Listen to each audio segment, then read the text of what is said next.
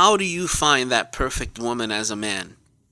Does a perfect individual exist for that man who's looking for that woman? And what about that woman who's looking for that knight in shining armor, right? Yet, sadly, she's looking for him on Facebook.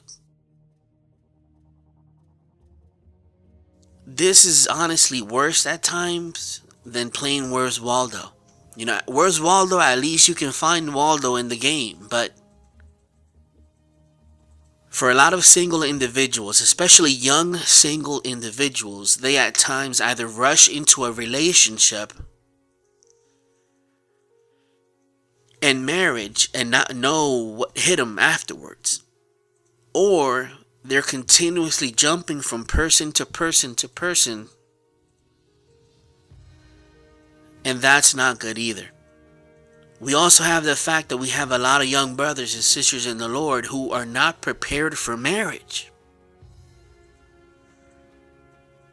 Proverbs 19:20. Hear counsel and receive instruction, that thou mayest be wise in thy latter end. Today, this is not a preaching. This is not a teaching. This is just me being blunt with you and answering the many questions that I get on an email format about getting ready for marriage, especially men who ask these questions. And for women too, who get that man on Facebook that tells you, I feel from the Lord that we should be together. What do you do when that happens? When you have that man telling you that? The Lord told me we should get together. And then 2 months later, I feel from the Lord that we should take a break. Today I'm going to share with you some practical advice for men. And I don't want you to get offended as a man. I hear it on Facebook all the time from men. I'm waiting for my queen, because that's how they call her nowadays. And they'll post on Facebook, I'm here all alone, nothing to do, I'm lonely, I wish my queen was here with me, and this and that and the other. I have a little bit of a news flash for you.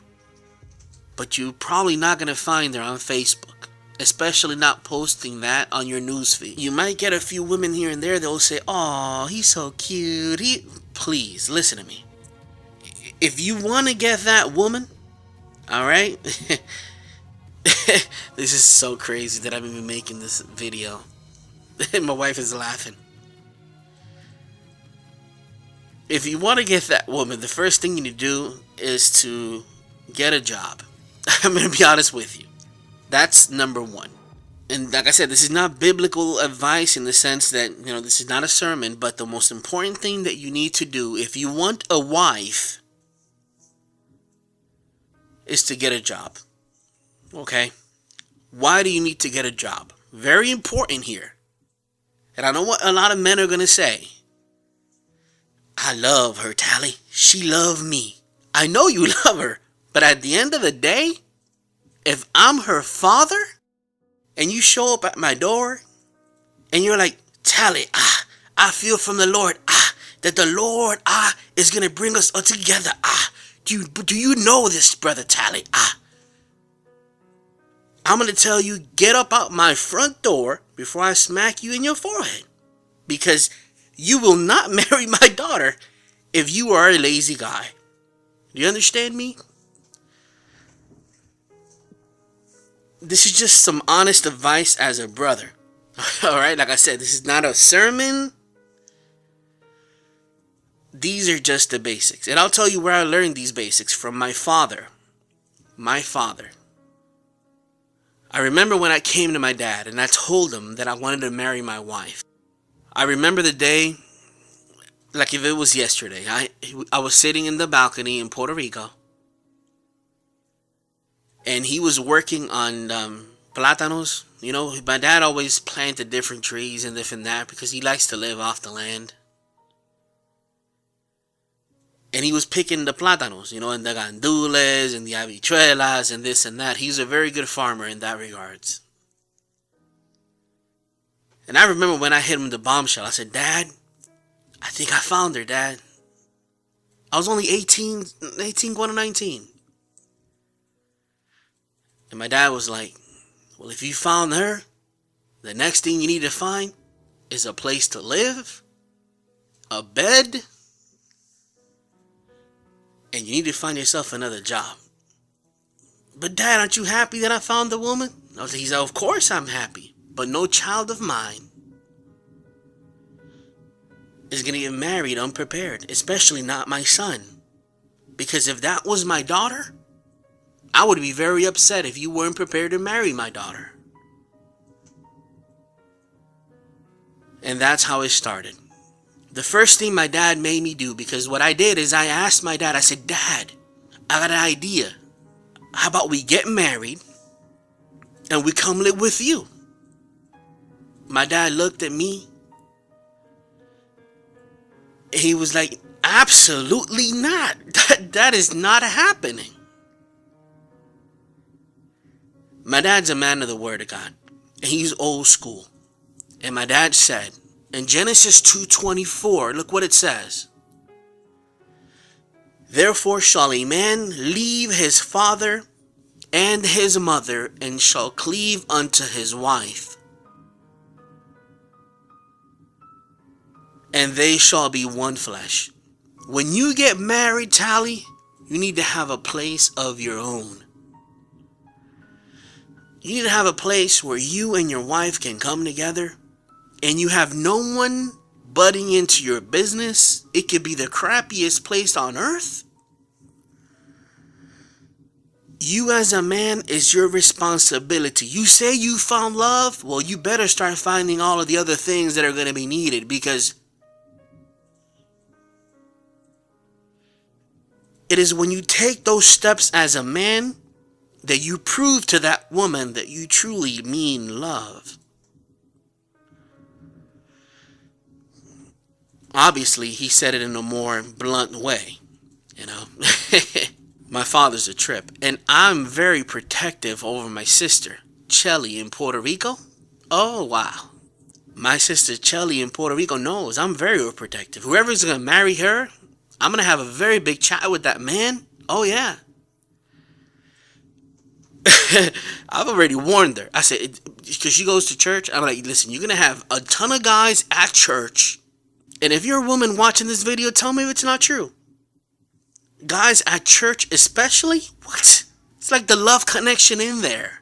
Oh, the Lord told me that you're my angel, you're my woman, you're my queen, you my this, you my that. But they don't even have a job. You may say, Tyler, you're discriminated against me because I'm looking for a job and I can't find it. That's a different thing. I'm not picking on you because you don't have a job. But that certainly is very important. So I remember that my dad, the first thing he did was help me find a place. So the first thing my dad did was help me find a place. And he told me, you cannot be picky because you're young and you're getting married. So we find a place in an area of Arecibo called Barrio Obrero. And it was a very, very bad area. To share with you that there were crackheads and prostitutes rocking right in front of the house consistently. But it was our place. And my dad said, okay, we found you the place. Now what I'm going to do, since you took that step to come up with the down payment for the house, which wasn't expensive. I mean, it was only $200 to $300 a month that I was paying. I'm going to take the next step and I'm going to buy you the refrigerator. And I'm going to buy you a little stove. So he did. He bought me a little tiny refrigerator, which was very little. And he bought me a stove. He was so happy because he was showing me how to be responsible as a man. The next thing he told me is, you need to go bring her father to see the house. And I said, okay, Dad, no problem. So I went to my wife's dad. And my wife's father, he looks like Hulk Hogan, all right? And he doesn't talk. He looks like Hulk Hogan, and he don't talk. He just looks at you straight in your eye, like Clint Eastwood, you know? And I was like, sir, as you know, I like, you know, I like your daughter. All right. She's a good person. And, I know that it's hard for, as fathers to, give your daughter to marriage and this and that and the other. As soon as I mentioned the M word, he already gave me that look. You know what I mean? He gave me the Hulk Hogan, Clint Eastwood look, like, brother,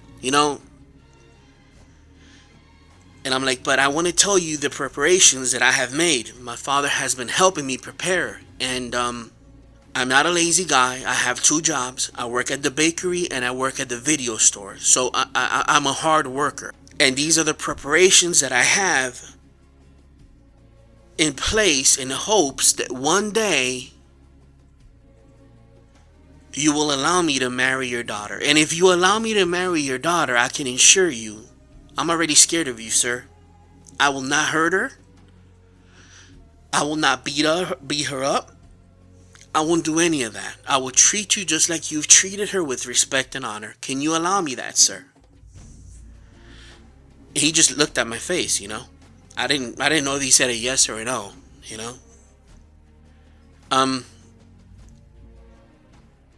My wife's mother, she told me that he said yes by the way he was looking, but I have no idea, She know she knows him more than I do because she's married to him. So I guess the fact that he didn't punch me was an approval, So that was cool. So her father came a little bit shortly and he painted the house for me and my wife. And like I said, this was in a very bad neighborhood, but we did not care at all, So we didn't have a fancy wedding. We didn't have any of that. But my dad did get in contact with a pastor in Arecibo, and with my 2 jobs, we couldn't afford a limousine, right? So I rented a Mirage. It was a Mitsubishi Mirage. It was a 1997 Mitsubishi Mirage. So it was nice. It was, for that time, it was pretty cool. So I rented it for a couple of days, and I got us a hotel for 2 days. That was our honeymoon. And it was a very small wedding. Her wedding dress cost less than $100. We didn't spend anything on the wedding. It was just me, her. She did have a wedding dress. Her father came. Her family came. My father came and everything. Her father drove her to the wedding, in the Mirage. And I can remember, as soon as I got married, I was hugging her and I was crying. But what gave me the most emotion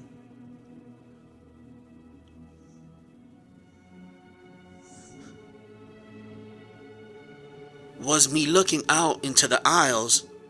There was a whole bunch of aisles, but only 8 people. Nobody came to the wedding because it was very small.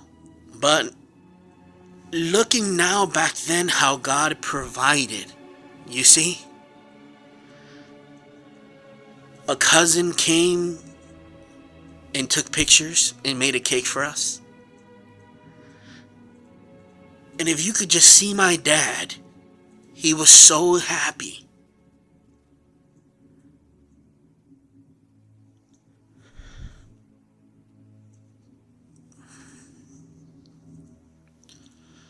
And there's a connection that you have with your father.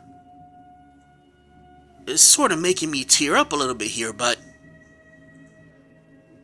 I followed his advice and it paid off. Do you understand me? And that was it. We went on a 2-day honeymoon right there in our same city, just in a hotel. And we drove around Puerto Rico in the Mirage. And then I went back to work. Finding the right woman is not so much about having money. It's not so much about having the finer things in life, because we don't have the finer things in life. Finding the right woman as a man, all it really does take is for you to truly show that woman that you really want that woman. It's that simple. Women There are a bunch of ladies out there, man. They're ladies left and right, dude. Some are prettier than others according to the standards of this world, right? But to Jesus Christ, all women are beautiful. Now, you may have different tastes, right? I like a girly girl, so my wife is a girly girl. You see what I mean? You may like a little bit more rough around the edges, a mountain girl.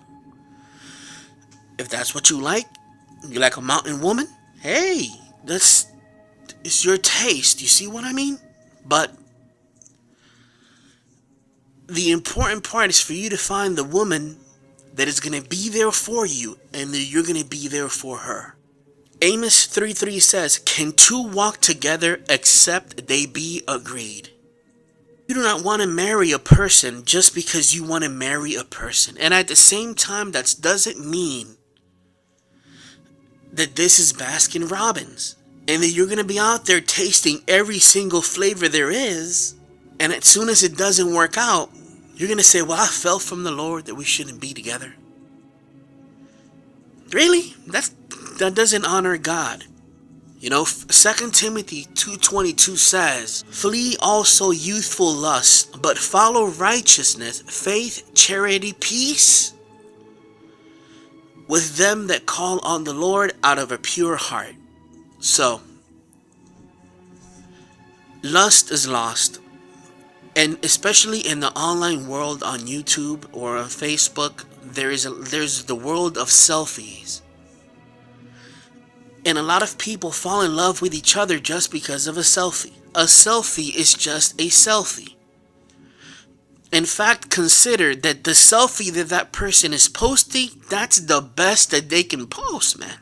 Everything from there on down is going to be a letdown.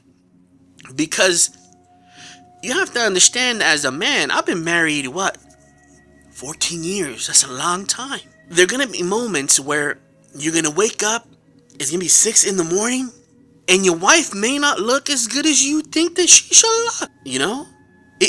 Imagine this. You marry a girl, and I'm just being honest here. Same thing goes for a guy. Can you imagine your wife, right? You know, I mean, so could you imagine this? You marry a girl because of her selfies, and you always see her, and she's always looking selfied out. All of a sudden, after a few days of you living with her, she gains just a little bit more confidence near you. And all of a sudden, it happens, bro. She may lay one out, and she may pass a little gas here and there. You know we have that dinner with LaShawn and Latrice? Oh yeah. It's Thursday. Maybe I should just start leaving my stuff here. Yeah. It'll be fun.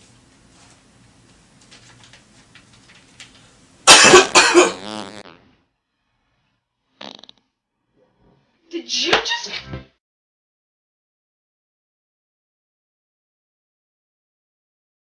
Ew! I know. It's just you want to leave some stuff here. We're getting more comfortable with each other. I feel like we've kind of, broken the barrier. You know? Broken the barrier. Yeah, like we're comfortable enough around each other now that we can kind of fart in front of each other, and that's... Huh. Right? I mean, you said you want to leave your stuff here.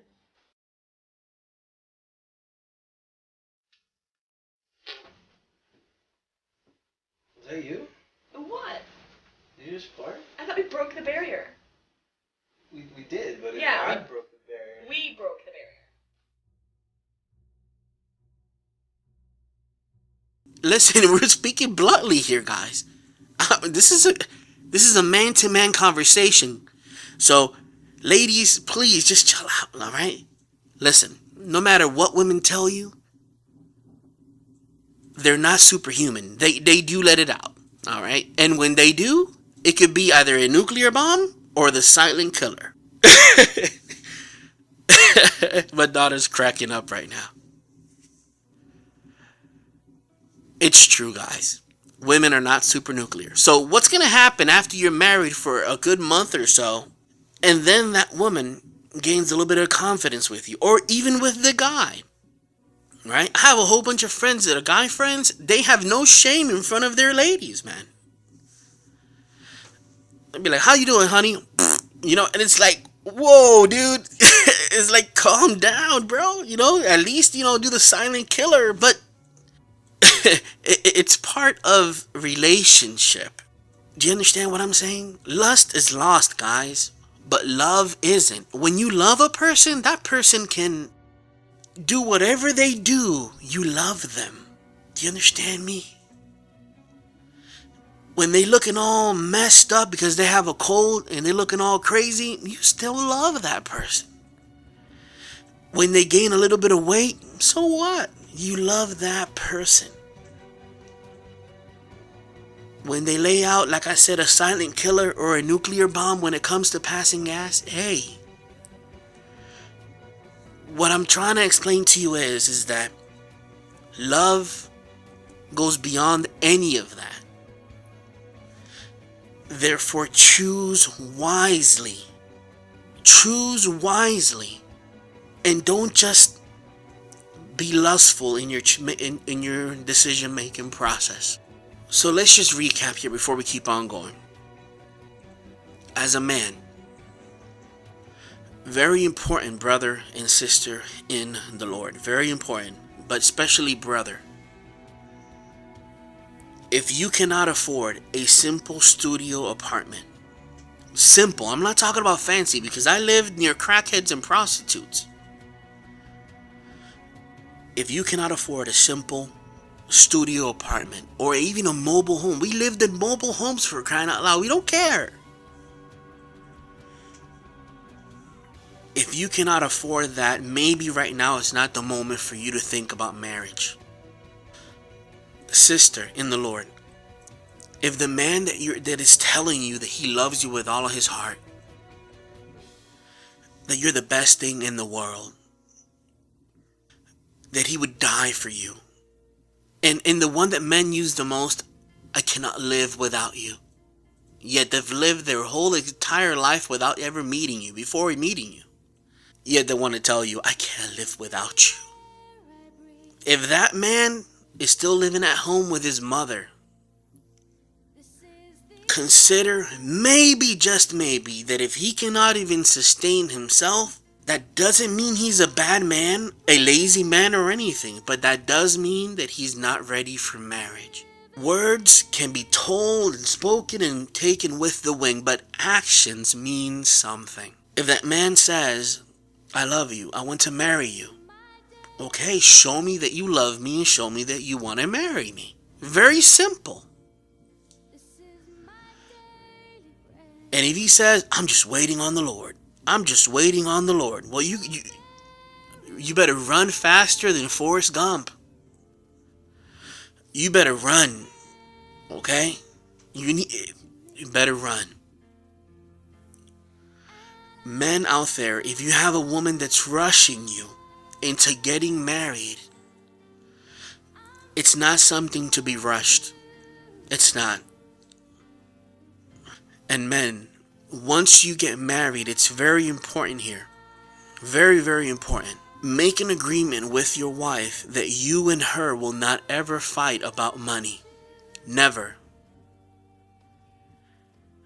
One of the biggest reasons couples fight is money. Do not ever fight about money. Me and my wife, we never fight about money. Money is a non-issue. We live check to check. It's a non-issue. She knows that I'm going to make good decisions, and I know that she's going to make good decisions. Do not fight about money. Money comes, money goes. But the most important thing, when you and your girl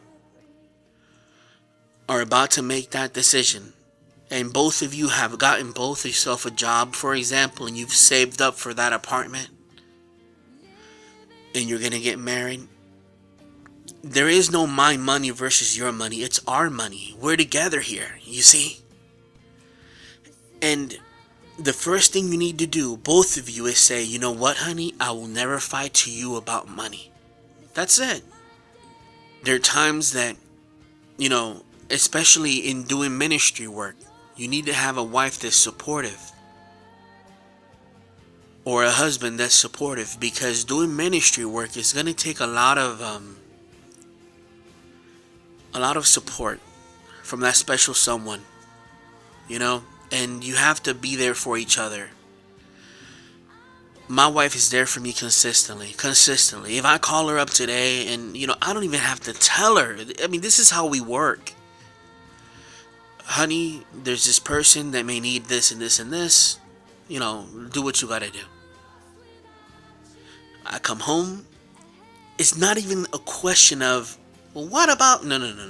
We're doing it and that's it. Because she knows and she trusts that I'm not gonna make a decision that's gonna hurt her. You see? So if I say that we gotta help a family out with something for groceries, to her it's a non-issue. She'll pack the bag. She's the first one to do it joyfully, cheerfully. And if she tells me, Tally, we need to help my family member out, same thing. I trust her, she trusts me. And together we make it work. Do you understand me? In my house, I especially, this is something I do. You don't have to do it as a man. Listen to me. One of the things I do is, and we had visitors the other day. We had Manfred and Ute who came by and they were a blessing to our lives. Both put God first. That's number one. But after God, we put our daughter first in the terms of the needs. We never leave our home if our daughter is not dressed better than us. And I'm not talking about fancy dressing either. It could be Walmart clothes. It could be Goodwill clothes. We go to the Goodwill sometimes. There's no shame in that. But what I'm saying is, when we leave this house, I'm never going to be better dressed than my daughter is or my wife is. They come first as a man.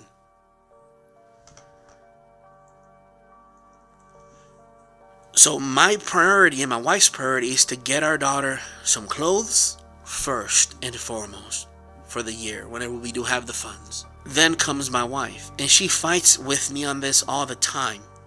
She's always asking me, Tally, you never do nothing for yourself. You need to buy something for yourself. And I'm like, chill out. We're gonna take care of Natalie first, you, and then we gotta take care of other people, and that come last. So I buy my wife clothes, I like for my wife to look decent, you know what I mean?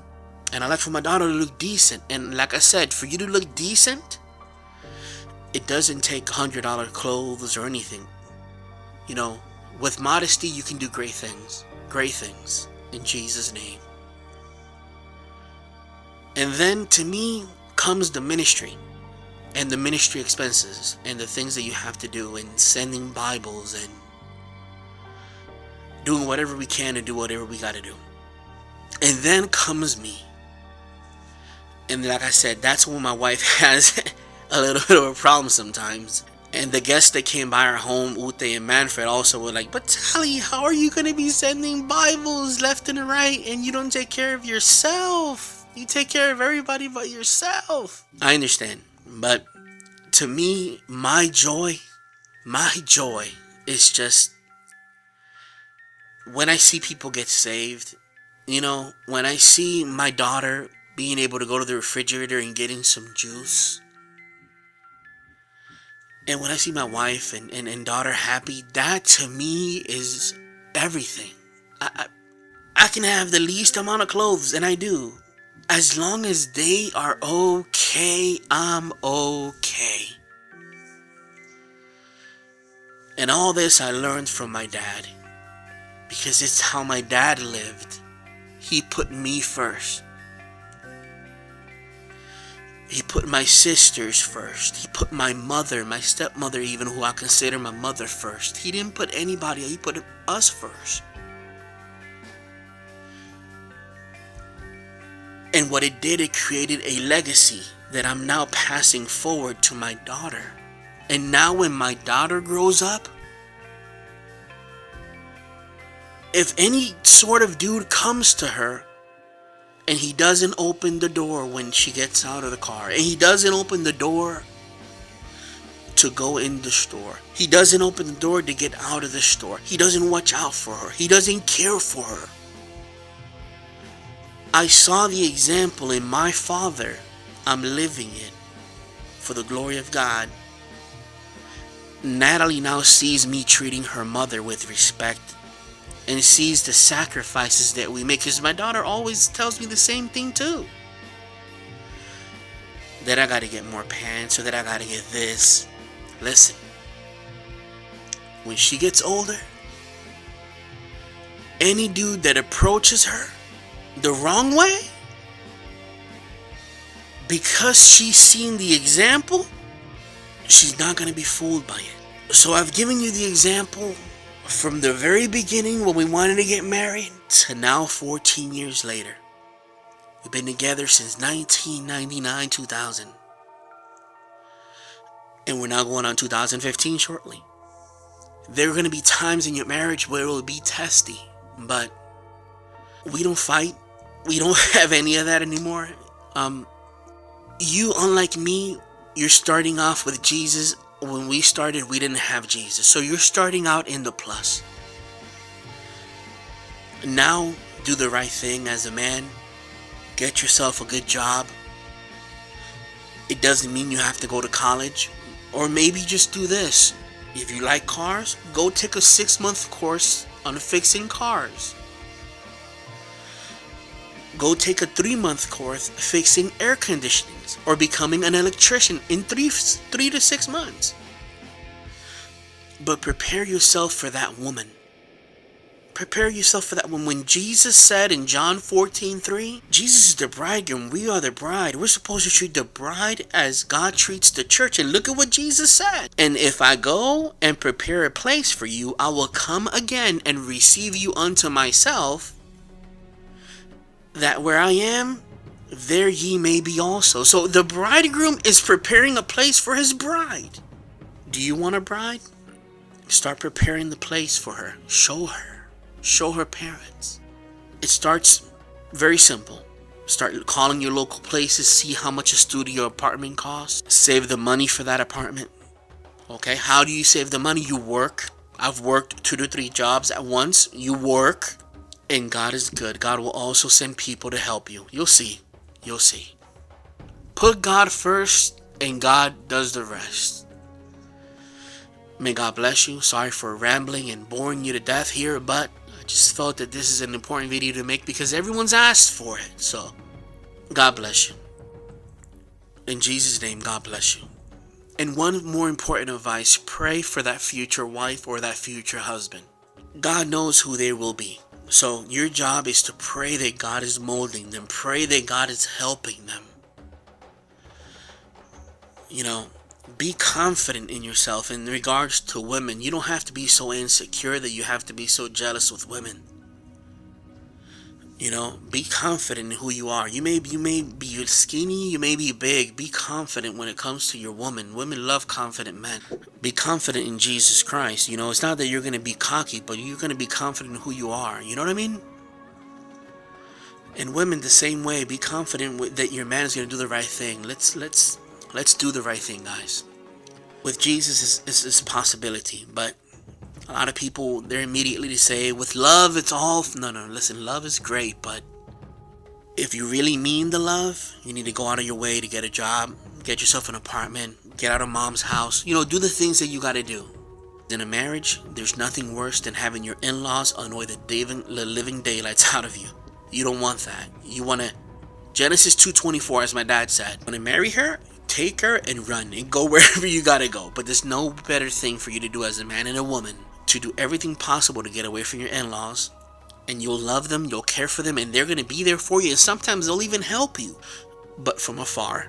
You see what I mean? If you have to put them in their place and say, hey, yo, calm down, that's my wife now, you know what I'm saying? You got to do what you got to do. And the same thing her with your parents. Alright?